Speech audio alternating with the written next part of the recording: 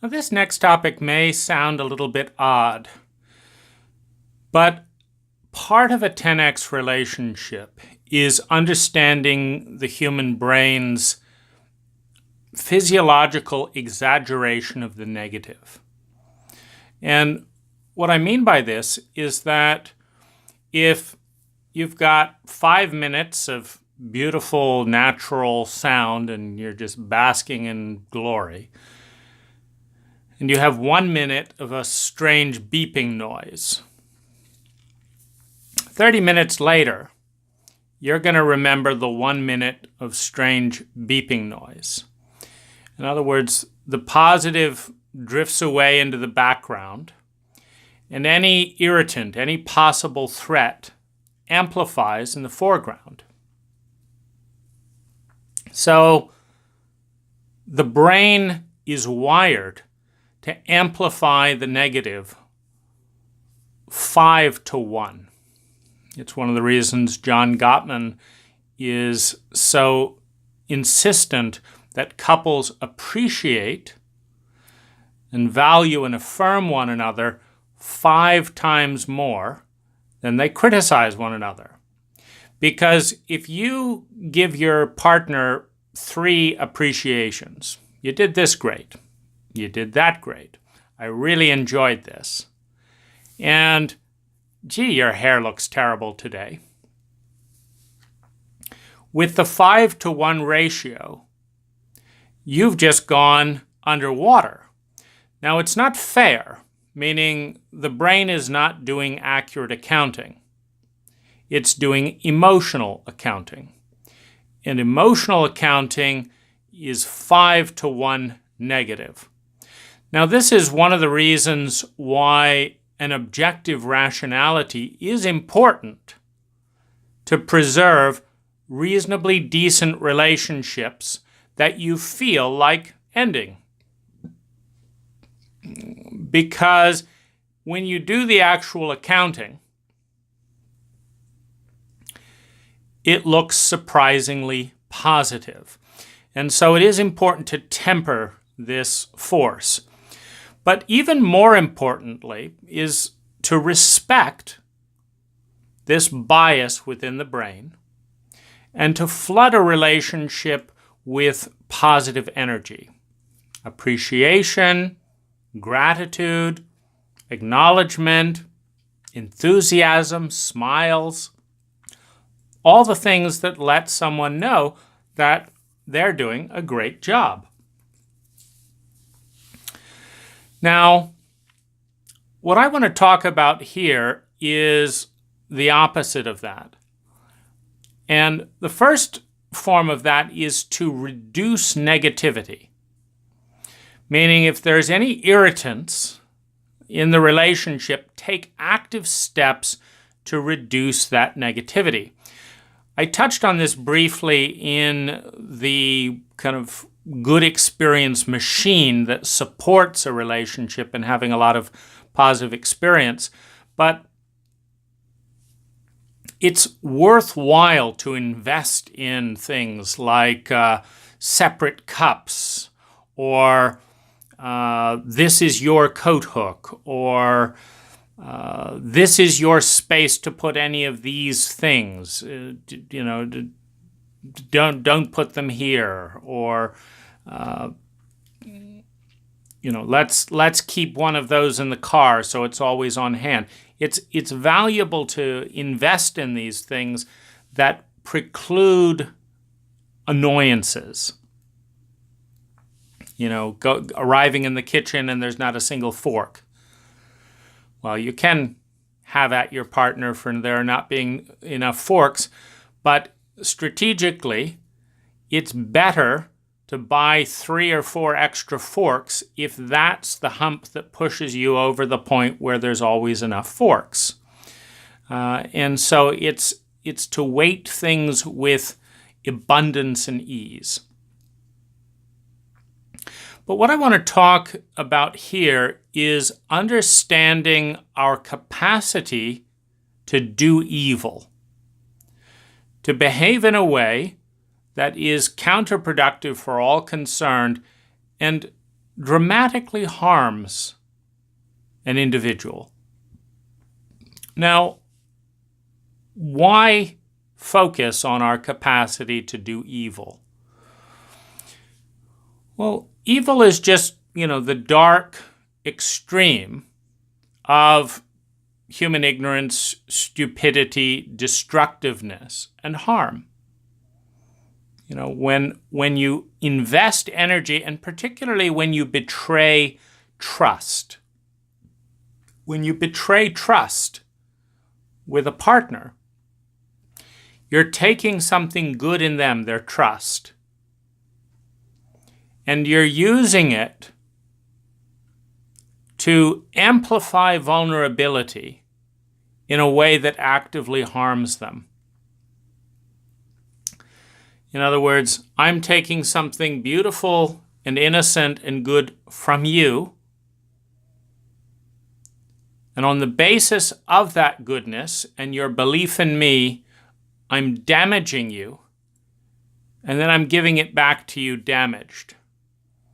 So I'm not only not living up to the trust and the expectation and the agreement or whatever it is, I'm betraying it and I'm giving it back to you, and in such a way that it often appears to the other person that it is their innocence that is the problem, or that they shouldn't have trusted you.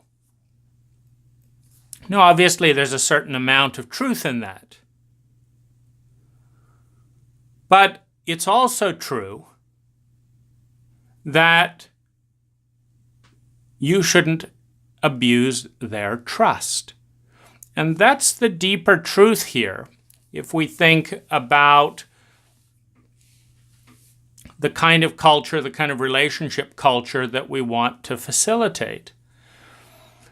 Now, trust is an incredible generator. So when you harm trust, you do a tremendous amount of harm. When you harm someone's trust and damage their capacity to trust by showing good traits, earning trust, and then using that trust and betraying it, particularly in the most vulnerable ways of, areas of relationship, it can break someone. It can cost them years before they're able to trust again. It's not to be fucked with. Now, when you overlay that with the 5-to-1 negative, and you understand that there are real ways that a human being can hurt another human being, can do evil, and understand the reason.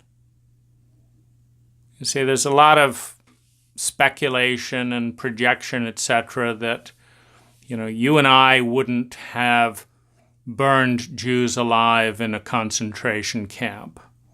We wouldn't torment and humiliate these people and these people. But this is not what the statistics say. The statistics say that many of us have a character based on fear. We're afraid to look bad, and we know that behaving evil looks bad in most situations. But it's really not a character that's based on a strong sense of fighting for something good in ourselves and in another. But it's a fear-based morality. I don't want anyone to know. I don't want anyone to see this part of me. I don't want to see this part of me. And I don't want to do anything that makes me look bad. That might make me look bad. That might make me look bad. And so we behave decently. But when the crowd joins in, as in Nazi Germany, when you might actually look bad if you don't do something evil, if you don't abuse power, then the fear lifts. And all you have is the innate sense of morality and goodness, to the extent that you have that as a visceral, real experience. And this is the area, particularly in modern world, where there's a whole segment of the culture that enables dishonest and dishonorable behavior. Now, I'm not talking about sexual preference or one's freedom to do any kind of mutually agreed upon things with a partner. I'm not talking about whether or not there should be sexual liberation or anything like that. I'm specifically talking about the phenomena of making a clear agreement, securing trust, leading to enhanced vulnerability, and a pattern of betraying that trust and then looking for other people who have betrayed that trust in the culture and blaming the person who has been violated, where the agreement was broken. And there's many gradations of this because, I talked about the real importance of having a clear container. If you want to have a healthy, conscious relationship, it begins by defining what that is. What kind of culture do you and I want? Well, I don't know. What do you want? It's not going to work. What is the culture that we want? Do you want a culture where we always tell the truth, or would you like to, just keep that vague and nebulous? What about what about a truth of omission? Do we want a culture that says that if I know you'd want to know this, I'm going to tell you whether you ask it or not? What about timing? Is it, okay, I'll tell you anything I think you'd want to know and anything you ask, and I won't lie, but I'll pick the timing. I slept with your best friend. I know I shouldn't have done that, but if I bring it up before our weekend getaway, you might not want to go. So I'm going to tell you, but let's wait till we're in the romantic suite and you can't really leave. And then I'm going to tell you. You see, then there's a timing, and so what's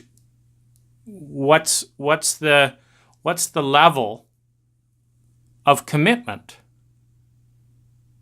that you want with your significant other? And for me, this is where it's all at. I tell you stuff that I think you'd want to know, stuff that you'd ask. I keep my agreements. I don't lie. And I bring up uncomfortable thoughts and feelings that I know you don't want to hear, but which are going to destroy some of the integrity of our relationship if I don't bring up.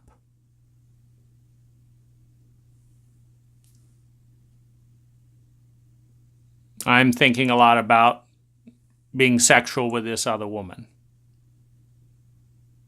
Now, it's no question about me doing it or breaking an agreement, but that's a recurring thought.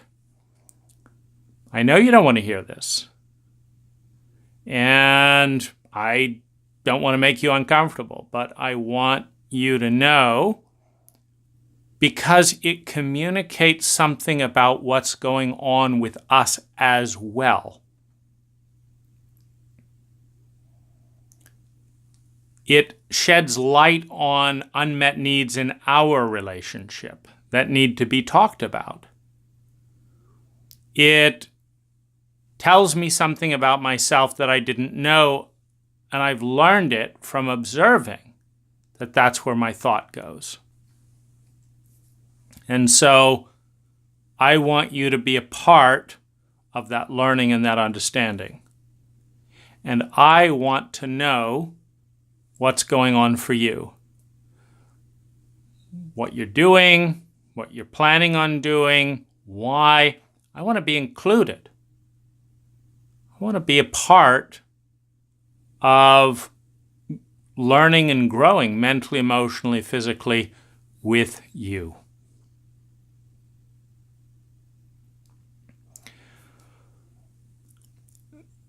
It's important to understand how much of our morality is based on a clarity of our values and our principles and our ideals, and how much of that is based on fear. Oh, I would never do that. Would never do that. Because in this environment, it would never be rewarded or looked on favorably. But secretly, if no one knew, and if it didn't make me look bad to myself, I'd have no problem whatsoever being racist. I've never liked this race, and I'd quite happily turn on them if everyone else was doing it. And it's really important to understand this because it's, I got to see this part of myself when I was traveling in the Philippines. And I'm outside of my cultural framework. And there's this girl that I'm attracted to. And then I learned she's only 16 years old. And her mother is supporting the relationship. She said she's interested in meeting me. She's illegally on the dating site. It's very exciting. It seems like no one's going to know, and is this going to be an adventure? And why do I decide what I do? I'm single. I'm not lying to anyone, so I'm not, so there's none of that.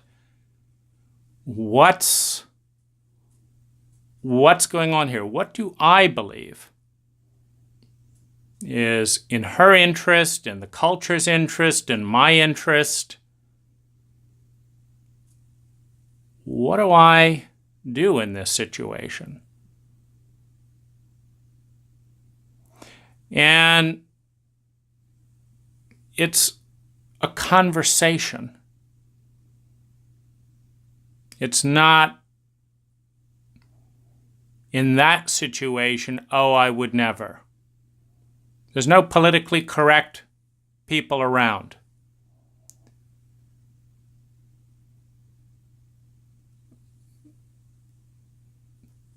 There's a mother and a daughter that want to meet me. My lust is into it. It's a different culture. No one's going to find out. What do I do here? You see, and these things you don't know entirely until you're there.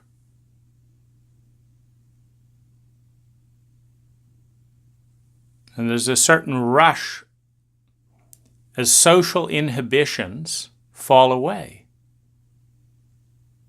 A certain rush of no accountability. Erich Fromm talks about it as an escape from freedom.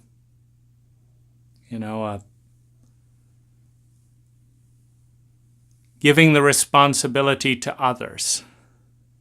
You know, in the German appreciation of a dictator that would tell them what to do and what not to do.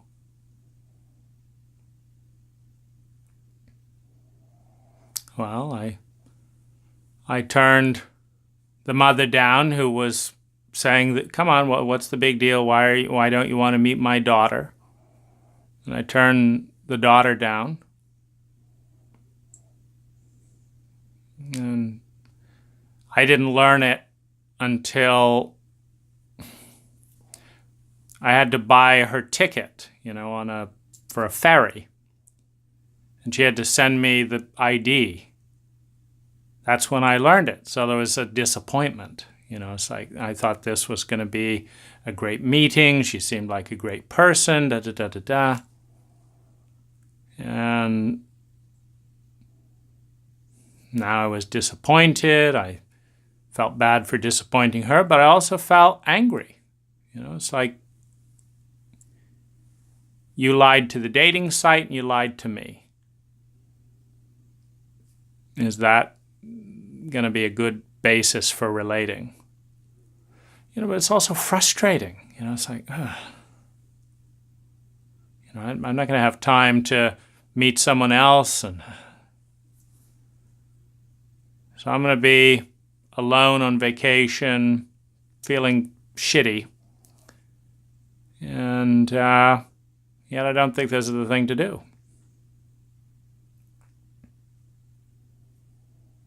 There's no ultimate code. There's no person that's going to validate the decision one way or another.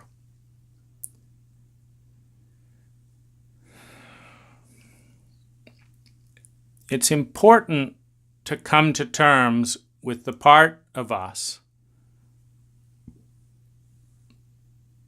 that is capable of killing, that is capable of lying, that is capable of lying about lying. You know, so many of the betrayals attack the person for bringing up hurt and fear around the betrayal, to protect the cowardice of the betrayer. When someone sees something good in you, when someone believes in you, when someone opens and trusts you, and you abuse that, you're hurting yourself, you're hurting them. It's evil. It does enormous harm in a very short amount of time. It sets both people in the relationship back. Now, talking about it is a completely different thing. And this is something that's very advantageous because it can bring light to the reality. For example, there's a lot of lustful relationships that have very little love in them. There's very little mature discipline in the commitment to helping one's partner grow. You know, to be loving to someone is to help them feel secure, a sense of pleasure, a sense of safety and well-being, growing their sense of dignity and esteem, and helping them become someone, help them climb Maslow's hierarchy of needs. And to have a discipline around that. I want to be a positive force in your life. It's very different than attraction.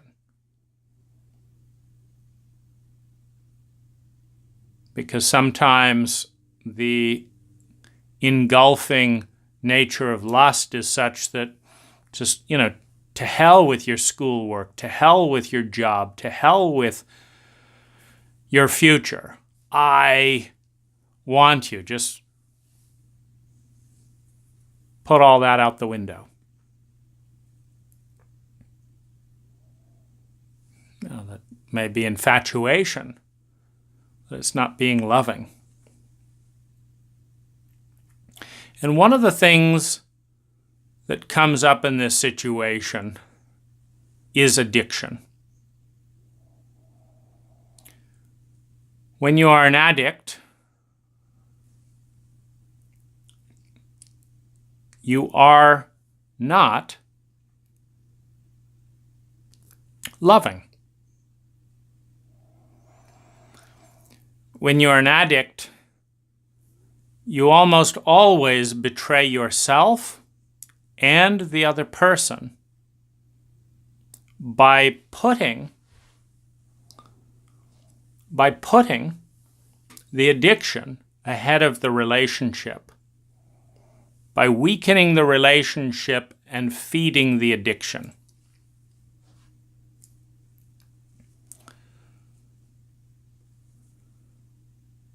I want to talk briefly about what an addiction means.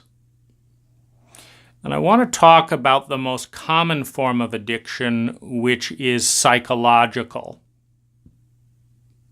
And what I mean is, I overeat sometimes. I stuff emotions sometimes. And, there's no, chemical sure there's chemical withdrawal, but, food is not addictive by nature. Work is not addictive by nature.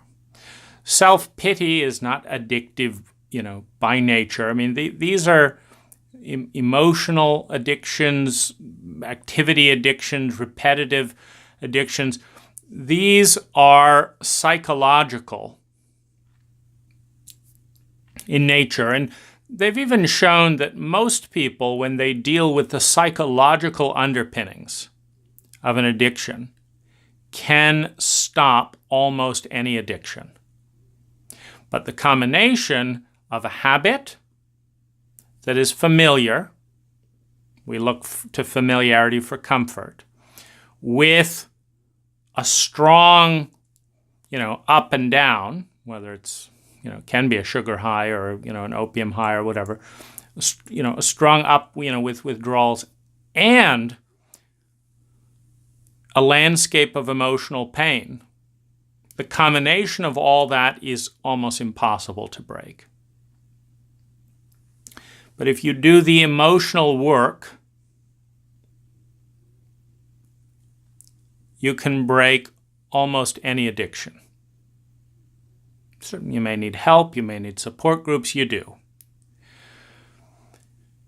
But I want to talk about the core source of the underlying wound that leads to a large percentage of this psychological addiction. And it works like this.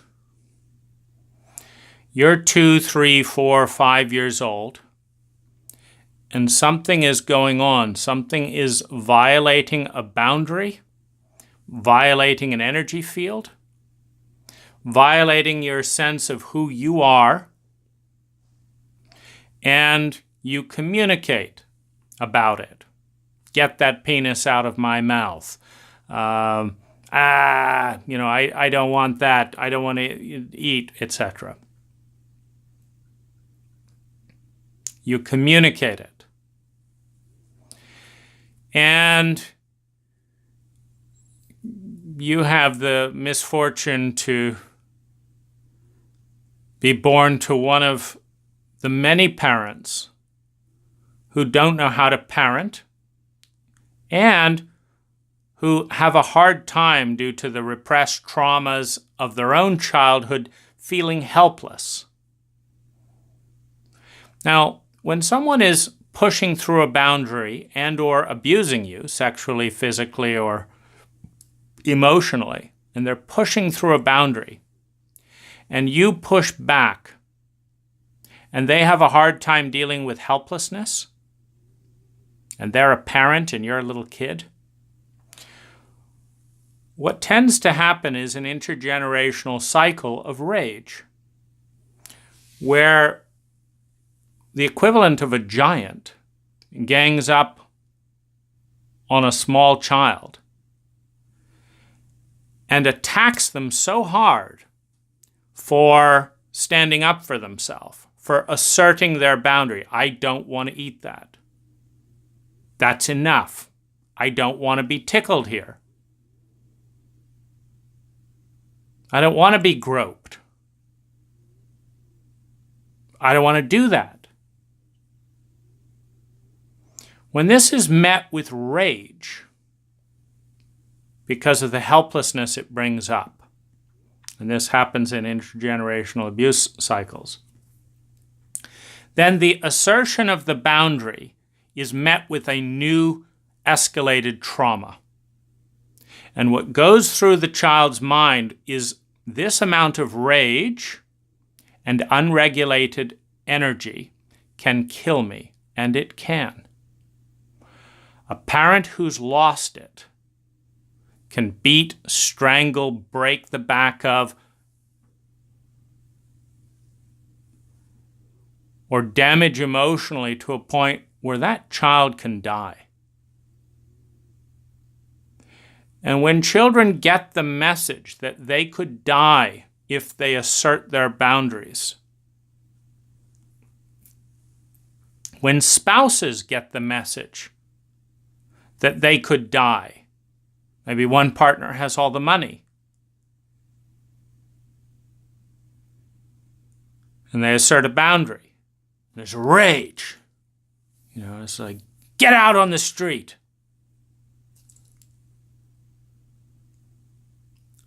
What happens is the survival instinct to assert the boundary flips. And when it flips, the new message is, in order to survive, I've got to violate my own boundaries. I've got to repress who I am. And I've got to cooperate with the abuse.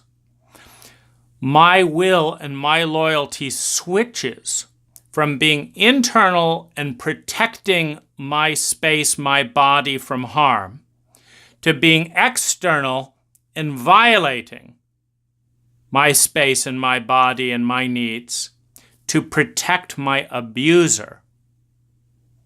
Because my life depends on the abuser's goodwill. Now, the abuser is just simply who is poorly using you. You have use and you have abuse, the absence of good use. You get brand new Nike tennis shoes and you go in a mud bath and swamp. It's poor use. Those shoes are going to be trashed within a matter of minutes. They could have lasted for years out in track and field, etc. It's abuse. You take a little boy who could talk about this feeling and that feeling and has access to all their emotions. You subject them to such a rage attack and so much intensity that they don't feel safe to feel anything. So they shut down emotionally and dissociate. That is abuse. It's taking a complete emotional system offline. It's broken trust. It's communicated to that little boy, this is not an intelligent or safe world. These people do not have my interest as a primary desire. And if they do, they don't know what they're doing. And I could die because of it. However, I'm 5 years old. I'm a woman half the size, without the money. I'm out in the middle of nowhere when this is happening. And if I assert this boundary, my abuser will turn on me and I may not survive. So the internalized self-referencing flips to an externalized other referencing. And who is the other? The abuser. In other words, if you're not being abused, you don't have to assert the boundaries to begin with. you have someone capable of attuning to who you are.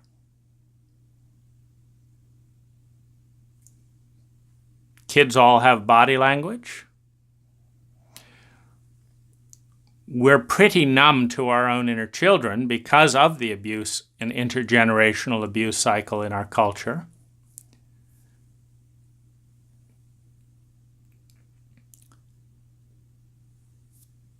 But there are children in different parts of the world that almost never cry, that have a solid emotional attachment and connection with both parents, that it's not an addictive, media-rich culture, and they really know each other.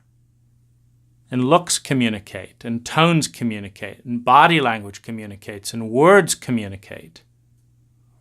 And there's a regulation that goes back and forth, and a respect of boundaries. And so this flip doesn't occur. But as soon as a child understands, A, that their boundaries will be violated, B, that they depend on the violator, and 3, that if they protest, they will be shocked, traumatized, and potentially dead. As soon as they understand that, the survival tactic is to please the abuser. They're now looking back at themselves as the enemy. This is when you have, for example, battered women talking about how irritating they are. Talking about, sure, I'd probably hit me too if I was a man. I'm so pathetic. When you have this flip take place.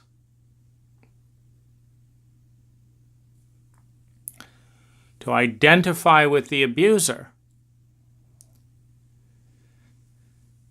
See, now you've got a large external force. Security is externalized. You've got a large external force that you're afraid of. And now you've got no internal protection. And now you've sided with the abuser and are looking back with hatred at yourself. This is so painful. It needs medication. It's so painful that it cries out for screams. It cries out for truth. It cries out for anger.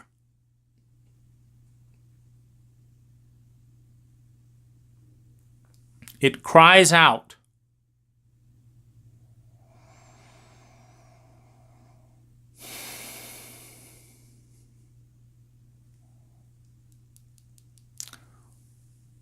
For honor.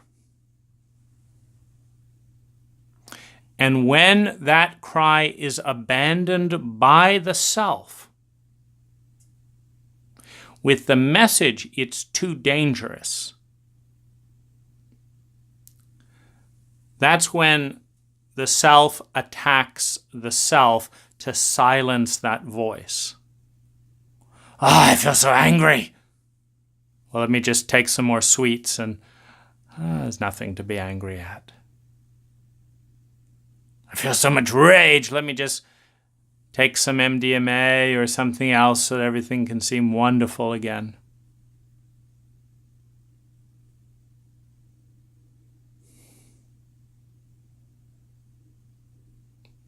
Let me stuff my feelings. Let me talk positive.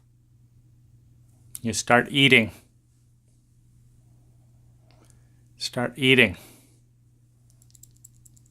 To stuff down the bitterness, the grief, the loneliness of being ganged up on by giants and abandoned by oneself.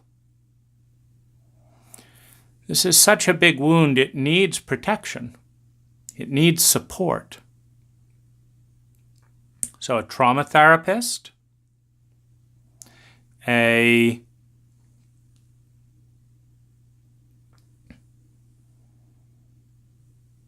a witness, doing constellation work, it needs help. It needs strengthening to pivot the loyalty away from the abuser, face the feelings that you're going to die, and come back into oneself and say that I'm worth it. That my feelings have value, that my needs have value, that I'm not going to abandon myself anymore. Until that pivot happens,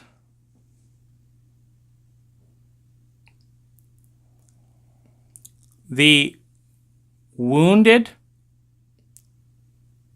terrified, and traumatized child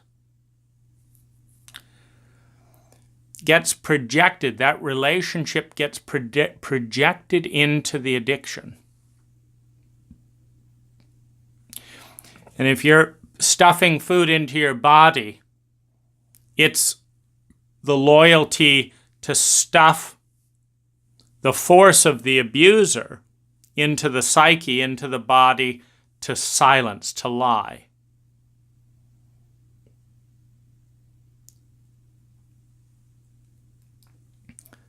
Now, if this terrain is honored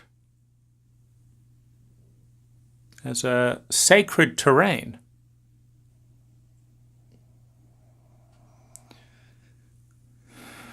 if there is support, then this dynamic shifts and the psychological basis for the addiction dissipates and is replaced with a spiritual sense of innate value that is independent of political force and what other people think, etc., that there's something here that's worth valuing. And I will defend that with my life if necessary, with my dignity, with my presence. I will advocate for this part that is me. Now, the reason we betray a partner is an externalization of this abuse pattern. The reason we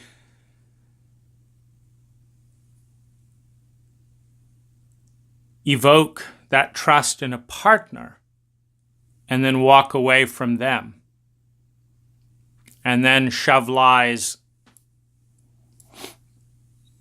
and hurt and pain at them,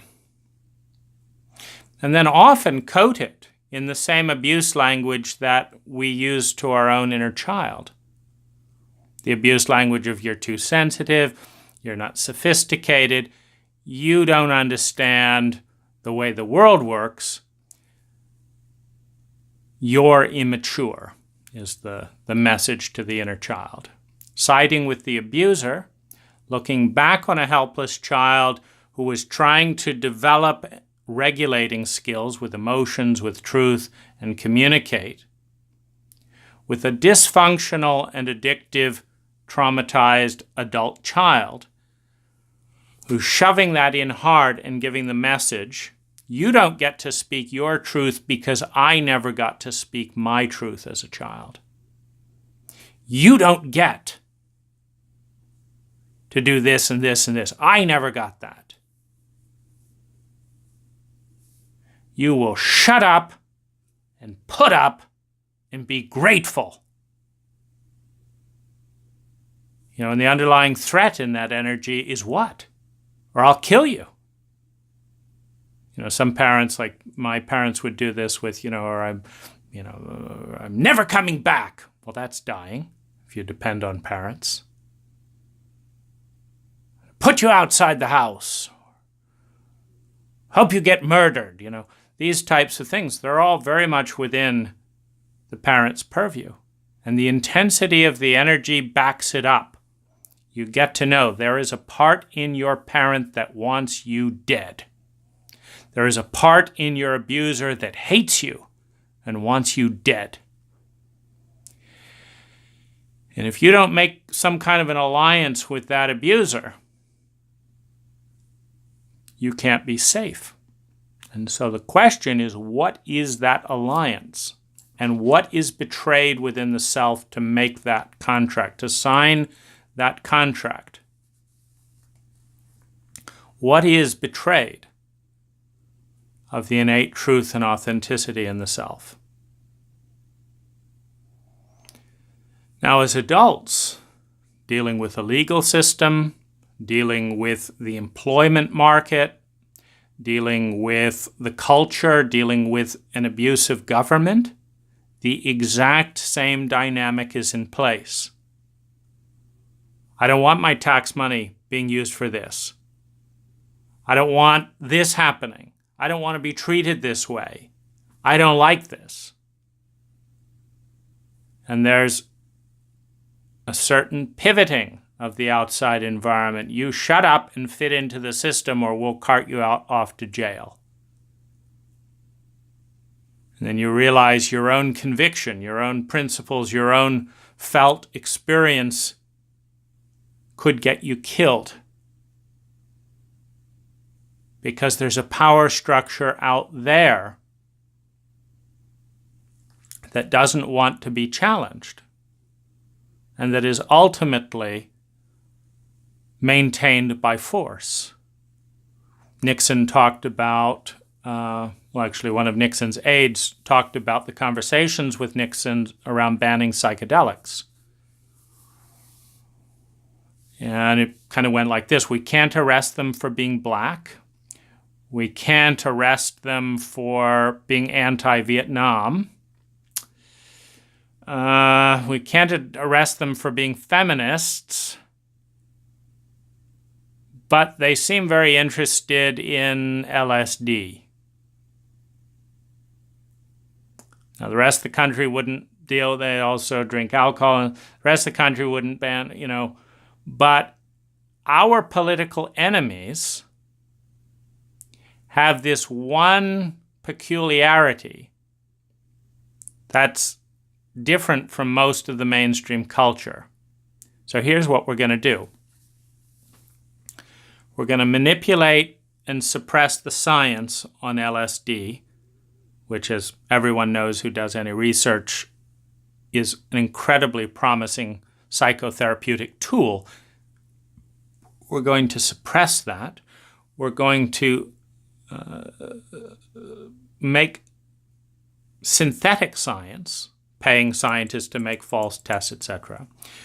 We're going to tell the public this is a horrible thing that's killing your kids.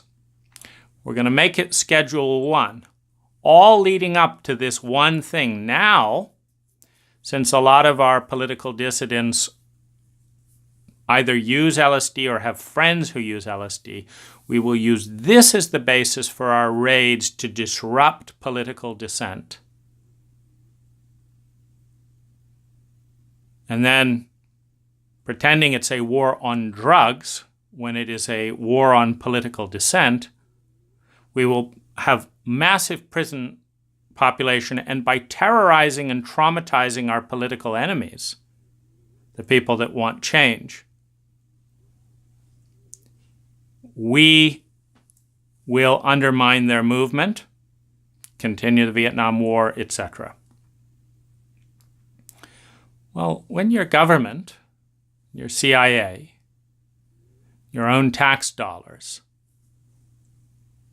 are being used to silence your truth, the same echo, the child with the parent, the citizen with the government,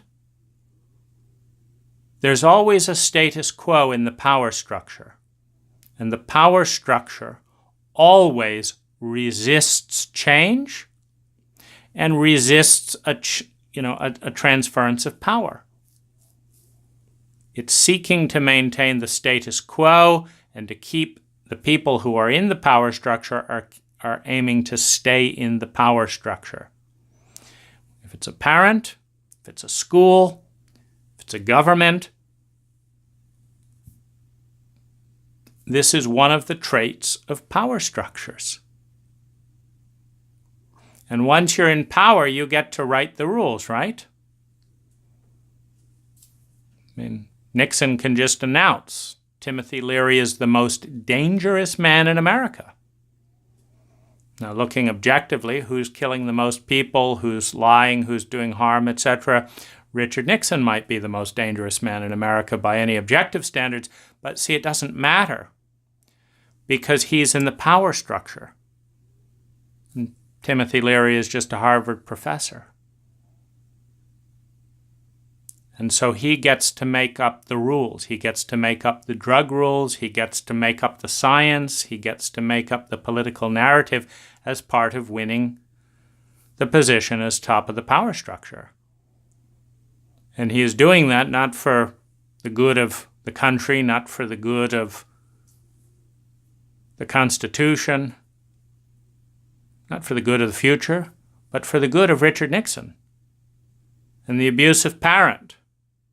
This is a model of how power structures work in our country and culture. This template ripples through parents, through churches, through nonprofits, through governments. I've gotten myself up to this point in the power structure. I have the right to hire you or not hire you. You're my child. You're my student. Don't you dare challenge the power structure, or else. Of course, when this hits us as 2 years old, it's impossible to fight. So people who are hit really young are much more vulnerable to being hit with this when they're older. And we have a lot of grown people in our country that simply cannot find the courage and inner strength to speak for themselves, which makes them vulnerable to the desires of the most powerful people around them, the people that they are always giving their survival contract with, because it's a contract. When a 2-year-old is screaming and a parent shoves a pillow over their face and shouts at them and almost suffocates them to death until they stop screaming, somewhere in that process, somewhere in those early ages, the child says, okay, no more tears, no more screaming, and you don't kill me with a pillow. You don't slap me. And whatever that contract is, however that child understands it, I will never speak my truth unless it makes people around me happy. I will never share my true feelings, or I will never share my anger, because it's however the child hears that particular message from the abuser is the contract they agree to in their own body, in their own mind. And so peace is made with the abuser. At some point in the evolutionary process, for a child to regain their integrity, their integration, they've got to reject the abuser and give the abuser back the violence, the shame, the terror of death. It's got to come into the present moment and look around and say, I'm now big enough, at least with most people, to protect myself. I'm not big enough necessarily to go head-to-head with my government. That's another wave of abuse. That's another wave of the power structure. Particularly as you get intimate to all the various laws and things that are literally damaging your well-being.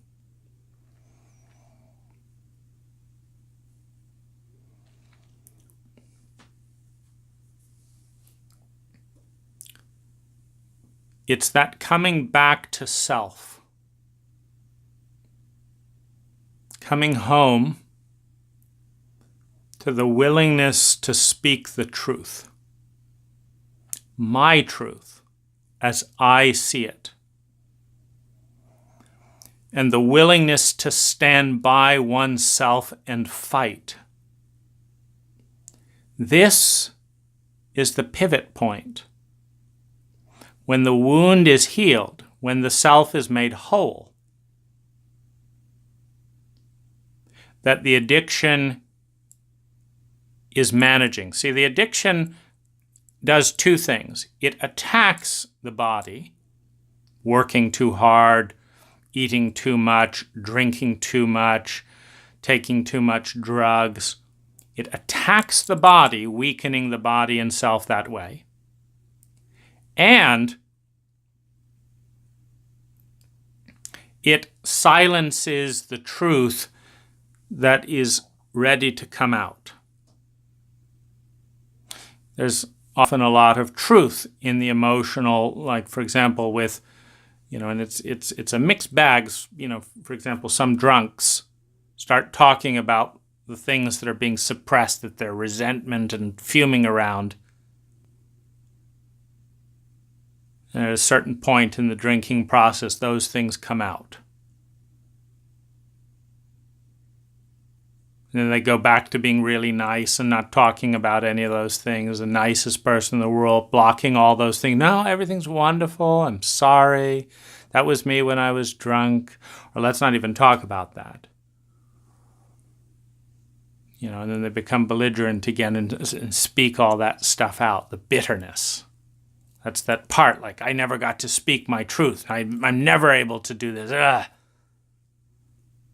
But it's being betrayed by the self. It's being disowned. That's not me. No. That's me when I'm drunk. I don't care about any of that. It's being disowned.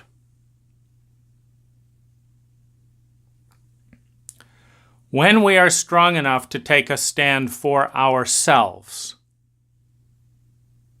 when we can honor our truth with confidence, with grace,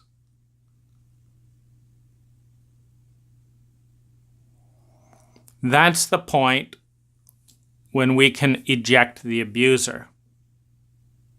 When we can eject the abuser, the internalized abuser that's constantly reiterating and bringing the wound into the present, that's when the pain goes down and the addiction does not need to manage that pain. So the addiction is both an attack on the body and a management, an anesthetic of that pain. Both creating the pain and anesthetizing the pain in the same moment. This is the point where we can take an honest stand for another human being. And in the meantime, we owe it to ourselves and our partners to be honest with the fact that we cannot be honorable fully in the relationship. Now, I don't need to lie. I don't need to cheat on my partner in order to own that I'm not fully here at times, that there's a part of my energy that's tied up in an addiction. And various, there's all kinds of repetitive things, resentment addictions and dominance addiction. I get into this state and no one's going to tell me what to do, and that's a betrayal. It's a betrayal of the relationship. And I dwell on this because there's different layers of betrayal. There's the betrayal of oneself to stay alive. Betrayal of that truth to stay alive. There's the betrayal of oneself by lying about it. Because if a part of you is terrified and alone, waiting to be abused again and knowing you're going to be part of them,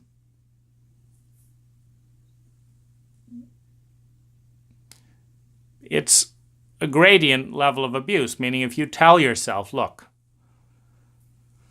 I don't like this any more than you do. But the reality is this asshole controls whether I get tenure or not. And this asshole's a sadistic motherfucker. And I don't have the political force to stop all of this abuse. I don't have a better solution to this at the moment. So I'm going to allow a certain amount of it by not speaking up about it, by not reporting him, etc., because I don't think I'd win that one. I'm going to allow a certain amount of it. But I don't like it, and I stand by you in secret. I'm going to be present for your feelings around it. I'm going to listen, and I'm going to validate those feelings. You see, when we're that honest with ourselves, we can be that honest with a partner. I've got this part of me that's just so enraged about this and feels helpless and da-da-da-da-da. And I'm not going to be present with you, partner, in that moment. And I'm sorry. And it's not about you. And it's going to stay that way until you and I maybe together form an alliance that is strong enough to let these truths come out. And I don't like it, and I'm sorry. I don't like doing it to myself. I don't like doing it to you. But I'm not going to lie about it, and I'm not going to have you be in pain around my addiction, psychological, physical, or otherwise, and pretend it's not happening. Because it's happening over here, it's happening over here. It is happening.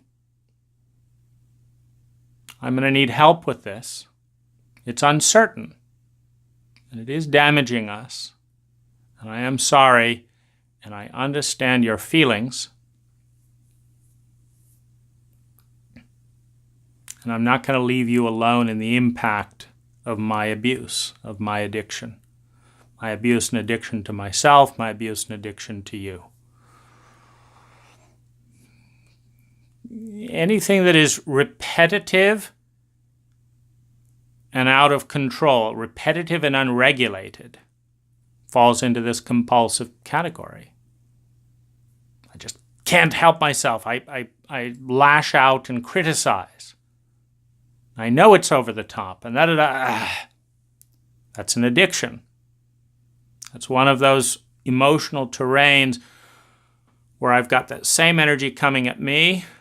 I haven't been able to attack my abusive critic and give it back to where it came. Now I'm doing it to you. It's my addictive fear. So terrified. And I'm abandoning that fear. And then I'm externalizing it. I'm bullying you so you get scared. This is one of the single biggest threats to even a great relationship, meaning a relationship can be great in all the areas that I've talked about, and this area can still threaten it. And it's a pretty big deal. I deal with it in myself all the time. You know, and it ties in with sexual abuse. It ties in with a denial pattern. And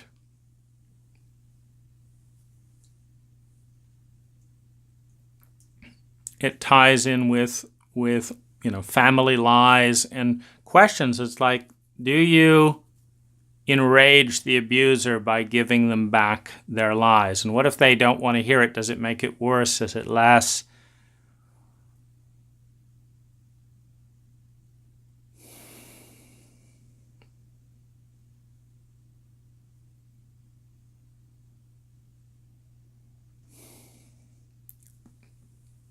Until we can give the pain back to the abuser, we can't take it away from ourselves. until we take it away from ourselves, we will pass it on to our partner. We will pass it on to our children. We will pass it on to our employees. And shrink the safety, shrink the integrity of our growing 10x relationship.